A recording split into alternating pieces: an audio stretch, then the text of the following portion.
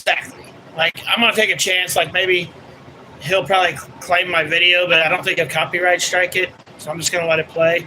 But what he just said was, freaking, if you cross the border illegally, you broke the motherfucking law. You did. You should have no motherfucking rights if you come over here and broke the law. None. None at all. You should be fucking sit back. Period.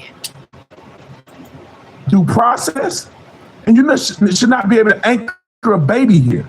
And even if we had anchor baby status, if you were here legally and you had a child, you like a visa or a green card or something like that, and you were here legally, you had a kid here, I can see how a person could consider that. But if you have already broken the law to get here, and now we make your children citizens, it's the dumbest act of all time, because if something happens to where you have to be deported, your kid get to stay here and you have to go?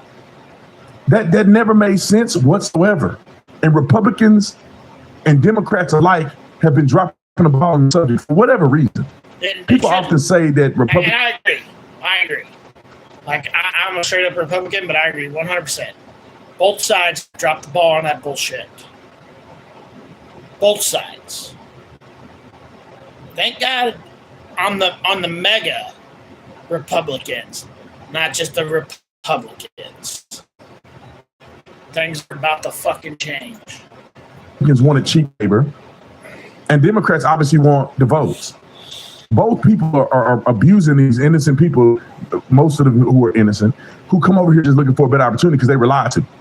They were looking at the news. They got flyers dropped off. Coyotes are telling them, if you go there, you're going to get citizenship. You're going to have jobs and opportunities or whatever. And then they get trafficked over here. The little girls get trafficked. The kids get trafficked. There's over 300,000 kids that they don't have accounts. Think about that. 300,000 kids.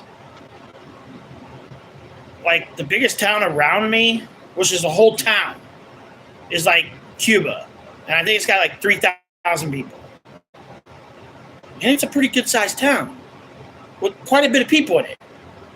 But 300,000 kids are missing that have come over the border.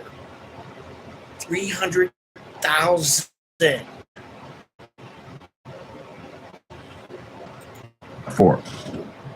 Because they bring the kids over here, and who's their daddy? Mama. Where they come from? What's the real name? They have no social security number, nothing.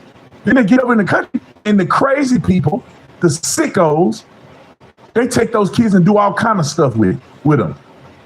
Where do you think that? Who you? Yeah, it's just sad. Sad is what that is. Freaking sad. They recording on those videos that they get busted for looking at and sharing on. Morale is already being lifted. They have just been beaten down by the policies of this last administration. I'm really encouraged by what you're saying, because I think the toughest part of your job isn't the deportation. It's dealing with the propaganda from the other side, saying that what you're doing is not compassionate, that it's not humanitarian. And what do you plan to do? I'm glad you mentioned the 300,000 children that are missing, but how are you going to deal with those kinds of attacks, even though you know that this open border has led to sex trafficking of children and